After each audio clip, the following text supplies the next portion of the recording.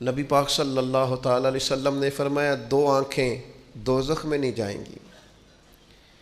یا رسول اللہ صلی اللہ علیہ وسلم اتنا کرم، وہ دو آنکھیں کون سی ہیں؟ فرمایا ایک وہ جو اللہ کی راہ میں رات جاگتی رہی، کسی سرحد پر پہرا دیا، کوئی ڈیوٹی کی، کوئی خدمت کی، راہ خدا میں جو آنکھیں بیدار رہی راہ خدا میں، دوزخ میں نہیں جائیں گی۔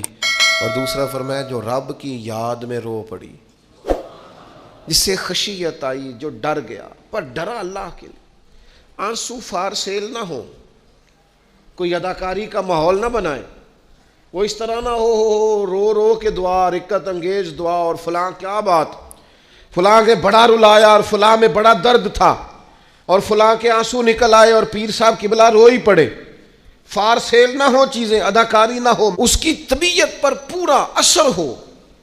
اور جب خشیت کے ساتھ وجود کانپتا ہے، وہ کسی نے کہا تھا کہ آنسو قربت کا سبب ہوتے ہیں، جب آپ کی روح کسی کی روح سے ملتی ہے تب آنسو نکلتے ہیں۔ جب تو اللہ سے پورا جڑ جاتا ہے نا، جب رسول کائنات کی بارگاہ سے تیری پوری توجہ لگ جاتی ہے، پھر آنسو بن کر دل تے پار پوے جس ویلے ادو پار بناون اکھیاں، بے درداں محبوباں دے سارے ناز اٹھاون اکھیاں۔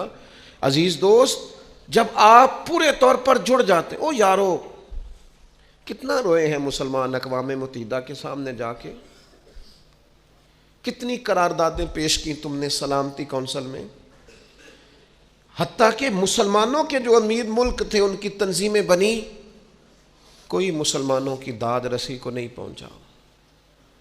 میری کو بہت لمبی عمر تو نہیں ہے، پر میں نے برما میں مسلمانوں کے کٹتے ہوئے حالات دیکھے، خبریں آئیں، ہم نے دیکھی، کٹتے اور سسکتے مسلمان ہم نے دیکھے۔ ہم نے دیکھا لیبیا پہ حملہ ہوا اور ٹوٹ گیا سارا ملک۔ میں نے وہ منظر دیکھا جب غوث پاک کے بغداد میں بمب گرے۔ ہم نے وہ دور دیکھا جب کسی نے خبر دی کہ کربلا میں پھر سے کربلا برپا ہے۔ ہم نے وہ منظر دیکھا جب پتہ چلا کہ پھر سے مولا علی کے نجف اشرف کو اجاڑا جا رہا ہے۔ ہم نے وہ سارے منظر بار بار دیکھے، بار بار سنے، اور اب تو شرم آتی ہے۔ میرا دل کرتا ہے میں فلسطین کا نام نہ لیا کروں، شرم آتی۔ یہ کوئی ہماری تقریروں کے موضوع ہیں؟ یہ کوئی ہمارے کالم لکھنے کے عنوان ہیں؟ یہ کوئی ہمارے موبائل پہ لگانے کے سٹیٹس ہیں؟ یہ تو شرم سے مر جانے کا مقام ہے۔ یہ کوئی گردنیں اٹھا کے بات کرنے والی بات ہے؟ یہ موبائل پہ ایک دوسرے کو ویڈیو دکھانے کا منظر ہے؟ رمضانوں میں، شاموں میں اپنے اپنے بچوں کو سینوں سے لگا کے افطاریاں کرانے والوں، اور بچوں سے پوچھنے والوں کہ پتر تو کی کھانا ہے، اس سے پوچھ لے اس کی مرضی کیا ہے۔ تمہیں پتہ ہے فلسطین کی بیٹیاں بھی سیدہ خدیجۃ الکبریٰ کی بیٹیاں ہیں، وہ مومنوں کی مائیں ہیں تو ان کی بھی تو مائیں ہیں نا۔ فلسطین کی بہنیں بھی صبح قیامت حضرت فاطمہ کے پلو میں پناہ لیں گی۔ نبی پاک صلی اللہ تعالی علیہ وسلم نے فرمایا من اذا مسلمن فقد اذانی۔ میں کیسے وہ بات آپ کے دلوں تک اتاروں کہ حضور نے فرمایا جب میرے مسلمان کو تکلیف ہوتی ہے تو مجھے تکلیف ہوتی ہے، مجھے درد ہوتا ہے۔ اس رسول کی امت جو کافروں کی رسیاں زور سے باندھی جائیں تو حضور فرمائیں ڈھیلی کر دو، یہ ہائے ہائے کرتے ہیں تو مجھے نیند نہیں آتی۔ اگر بدر میں قیدی بنا کے لایا گیا کافر ہائے ہائے کرے تو حضور کو نیند نہیں آتی، تو مجھے بتاؤ کہ فلسطین کی بیٹیاں ہائے ہائے کرتی ہیں تو گنبد خضرا میں محبوب کو آرام ہے؟ میرے عزیز، بے حسی کی زندگی، چھوٹے موٹے بیانات، تو بھی کہہ دے تھوڑا سا فلانے کا بیان نہیں آیا، کیا کرنا ہے بیان دے کے، کیا بات کرنی ہے تذکرہ کر کے۔ دوستو آؤ رو کے دیکھ لیا ساری دنیا کے سامنے، کچھ رب کے سامنے رو کے نہ دیکھ لے؟ اب اسے کہے نا، اب حضور کی بارگاہ میں عرض کر کے نہ دیکھ لے کہ تجھ سے فریاد ہے اے گنبد خضرا والے، اب کعبے والوں کو ستاتے ہیں کلیسا والے، اور کی اگر تو نے دل مسلم کی دل جوئی نہیں، پھر ہمیں تانا دیں گے بت کے مسلم کا خدا کوئی نہیں.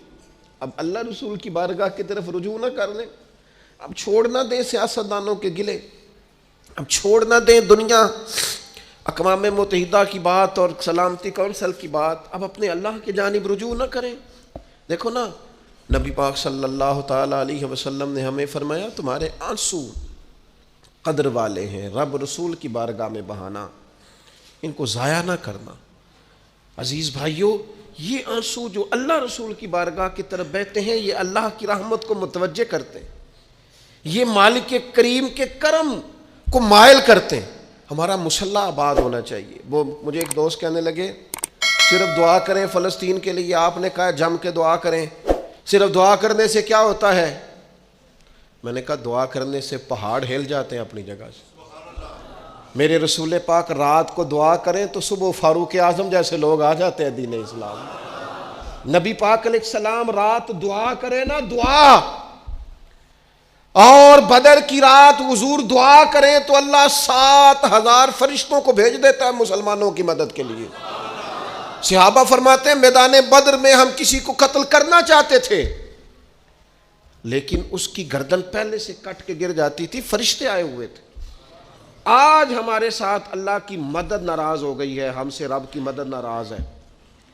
ہماری مجموعی غلطیاں, قومی کوتاہیاں, بددیانتیاں, رشوت خوریاں, ہمارے جھوٹ, ہماری بد اخلاقیاں, مجموعی طور پر سوسائٹی کی مادہ پرستی, اخلاقی رویوں کی گراوٹ, لوٹنا, اپنا حصہ وصول کرنا, جگہ جگہ پہ کمیشن مقرر کرنے, ہر شخص کا ذات کے لیے سوچنا, اللہ کی مدد پھر روٹ جایا کرتی ہے, ناراض ہو جایا کرتی ہے. سب سے ضروری کام یہ ہے, سب سے ضروری کام کہ اللہ کی مدد شامل ہو. سب سے. ایک صحابی تھے, ایک جگہ انہیں شہید کیا جا رہا تھا, تو کافر چاہتے تھے کہ ہم ان کی لاش کو معاذ اللہ ثم معاذ اللہ بے حرمتی کریں. انہوں نے عرض کی مالک تو میرا مددگار ہے, اس بیابان جنگل میں میری مدد کرنا. شہد کی مکھیاں آ گئیں, ان کے پورے وجود کو چھپا لیا, کوئی چیز قریب آئی نہیں. اور لوگ کہتے ہیں مکھی اٹھ کے بیٹھے تو زخمی کر دیتی ہے, لیکن وہ اٹھ کے گئیں تو وجود پہلے سے زیادہ تر و تازہ تھا. اللہ نے محفوظ کر لیا وجود ان لوگوں کا, اللہ نے حفاظت فرمائی, اللہ کی مدد شامل تھی. اللہ کی مدد. ایٹم بم تم نے بنا لیے, ہتھیار تم نے سجا لیے, دولتیں تم نے جمع کر لی, بڑے بڑے تم نے ادارے قائم کیے. اب ایک کوشش اور بھی کرو, رب رسول کی بارگاہ میں رو تاکہ تمہیں اللہ کی مدد بھی ملے, تمہارے اندر حوصلہ بھی پیدا ہو, تمہارے اندر شعور بھی بلند ہو, اپنی ذات سے اٹھ کر سوچنے کی تمہیں طاقت بھی میسر آئے.